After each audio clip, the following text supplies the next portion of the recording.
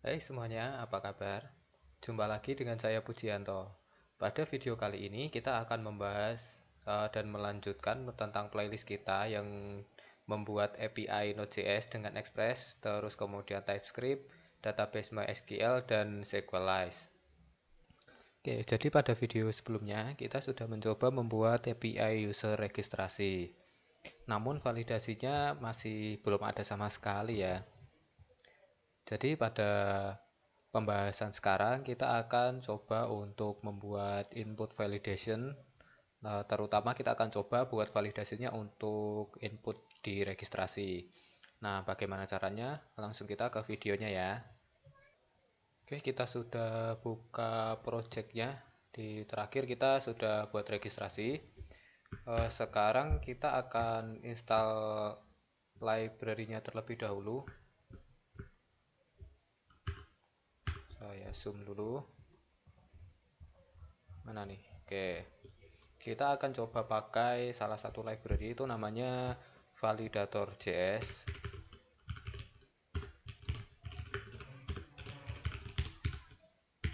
Nah, jadi si validator.js ini dia tuh rulesnya mirip-mirip seperti Laravel sih. Jadi mungkin kalau teman-teman udah ada yang pernah pakai Laravel bisa dikepoin dan mungkin akan merasa familiar dengan cara pembuatan validasinya. Nah, ini nih. Jadi dia itu terinspirasi dari Laravel framework gitu. Kenapa saya pakai ini? Karena saya sudah pernah pakai Laravel dan menurut saya untuk validasinya itu cukup enak dibuatnya. Oke, langsung aja kita install ya, npm install validator.js. Enter. Oke, untuk instalasinya sudah selesai.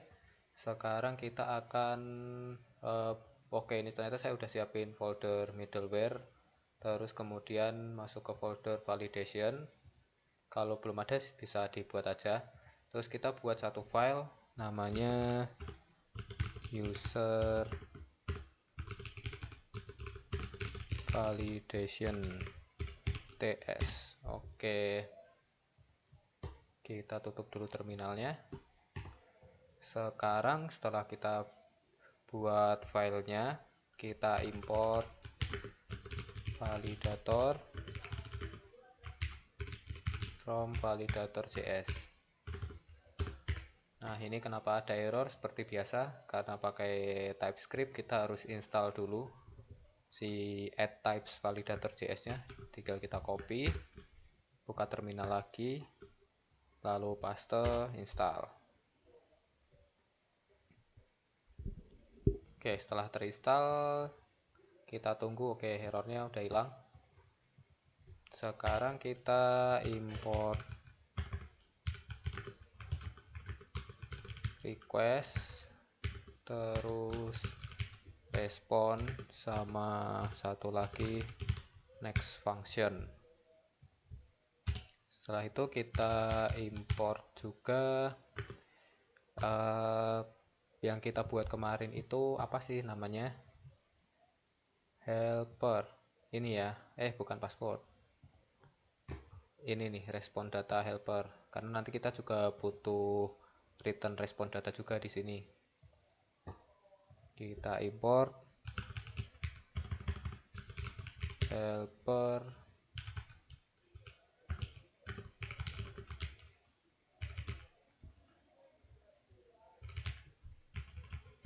helper. Oke. Selanjutnya kita akan buat function untuk validasi register. Kita buat register validation. Kita pakai asynchronous request, dari request respon next.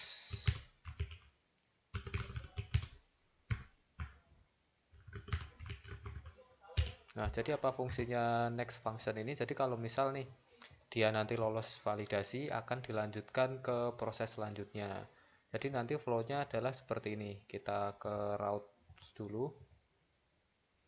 Nah, ketika user hit API untuk sign up, dia kan akan kirim request body tuh. Nah, request body-nya itu akan kita validasi dulu nih nanti di sini. Ini yang disebut middleware. Middleware. Nah, kita validasi dulu di sini. Kalau dia lolos validasinya, dia akan nge-hit si next function ini.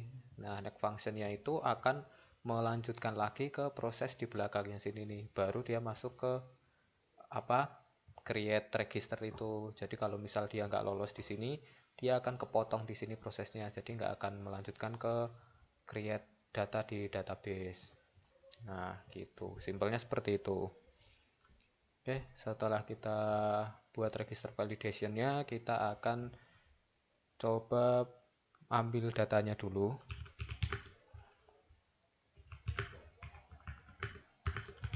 Dari request body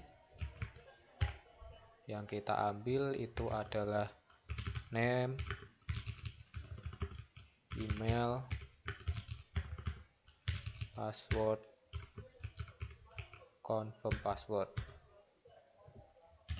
Terus selanjutnya kita akan taruh dia di variabel data, name, email, password, dan confirm password. Oke, setelah kita dapat datanya, kita coba cek ke dokumentasi. Jadi kita udah siapin datanya nih. Terus kita harus buat rules. Nah, setelah itu dia akan memvalidasi data kita dengan rules yang kita buat tadi sesuai atau enggak. Kalau sesuai, nanti kita bisa pakai returnnya itu validation file atau yang paste. Gitu. Sekarang kita coba buat rulesnya. Kita interface-nya dari validator rules. Oke. Kita punya datanya name. Nama ini mau kita buat wajib diisi, berarti required. Terus wajib string. Dan kita kasih misal maksimal 50 karakter. Lalu kita punya email. Email ini required juga. Lalu tipenya email, maksudnya nggak usah kita kasih, mungkin ada email yang panjang kan kita nggak tahu. Terus password kita buat dia required juga. Terus kita buat minimal 8 karakter. Lalu ada confirm password, kita buat required juga. Lalu confirm password ini kan harus sama dengan password. Kita bisa taruh rulesnya tuh same dengan password. Gini ya. Setelah rulesnya dapat, kita validasi course validator validate sama dengan new validator data dikomparasikan dengan rules. Oke. Lalu if validate.fail, kalau validasinya gagal, kita akan mengembalikan status 400 itu bad request, send helper respon data 400, message-nya kita kasih bad request. Lalu untuk errornya kita akan kirim ini ya, validate error. Lalu untuk respon datanya kita kirim 0. Oke. Nah, apabila validasinya lolos, kita akan lanjut ke step selanjutnya. Next. Oke. Kita ekspor. register validation. Setelah kita ekspor, kita akan import dulu user validation. Sudah keambil, lalu si user validation ini kita taruh di middleware user validation yang kita buat tadi, fungsinya register validation. Oke, kita coba dulu ya.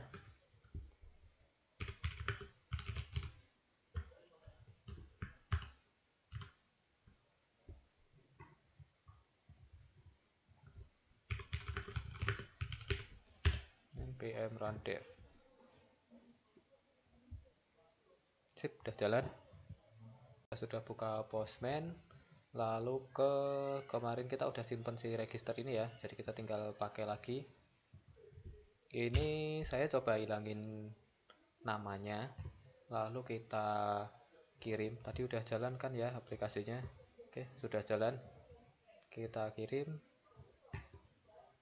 Nah, ini kita dapat respon errornya itu adalah the field name is required. Nah, karena kita nggak taruh name. Terus format emailnya salah, ini karena format emailnya juga salah. Berarti udah bisa ya. Nah, ini kita masih perlu tambah satu validasi lagi, karena kalau email saya dua ini kan sudah pernah kita pakai nih di database nih, udah ada. Jangan sampai ada email yang sama, jadi emailnya itu harus unik. Ini kita butuh satu validasi lagi. Kita kembali ke code-nya, kita tutup dulu, ke user validation, terus kita import user. Oke, usernya udah kita import, kita taruh try catch. Ini semua kita copy ke bagian try. Oke, kita rapikan dulu. Oke, sudah. Terus selanjutnya kita akan return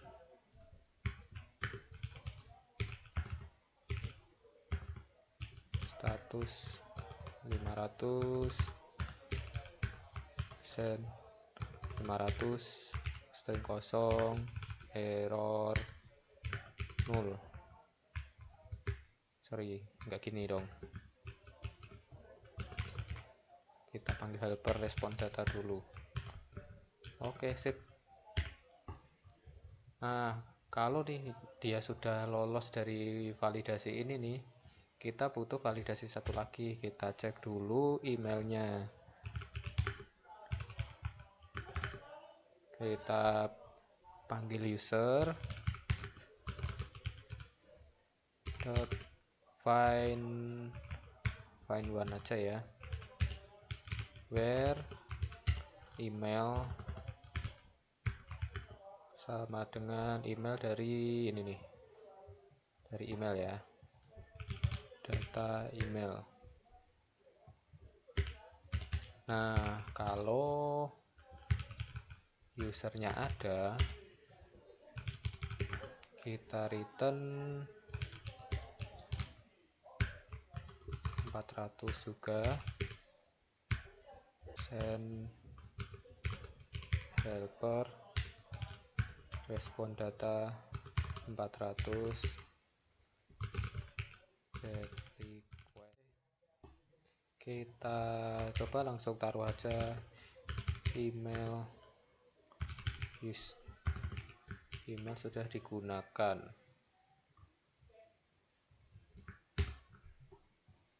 Oke, udah jalan lagi. Kita coba di Postman. Email saya 2 @mail, terus kita kirim nama, nama. Apakah si error email ini akan muncul? Oke, sudah muncul, cuman formatnya belum sama ya. Kita akan format dulu untuk pesan errornya, jadi biar sama. Kalau misal ini enggak ada data seperti ini, kita akan format jadi seperti ini dulu. Kita simpan ke variabel dulu, error data, kita namai sama aja ya, errors, karena biar mirip sama responnya tadi. Ya simpan ke objek, namanya di sini ada email, terus dia bentuknya array, email.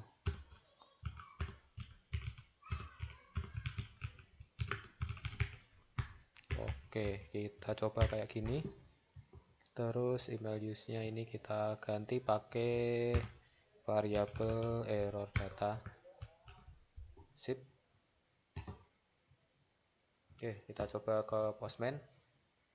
Kita kasih namanya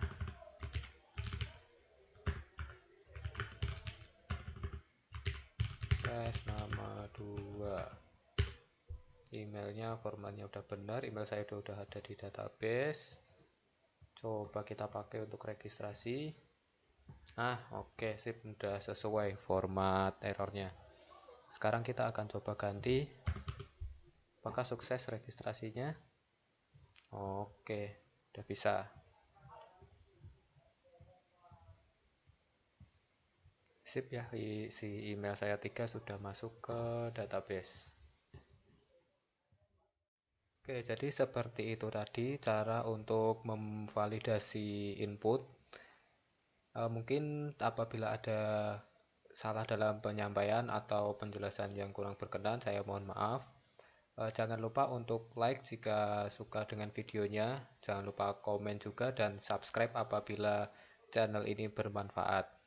Itu dulu dari saya, terima kasih dan sampai jumpa di video selanjutnya.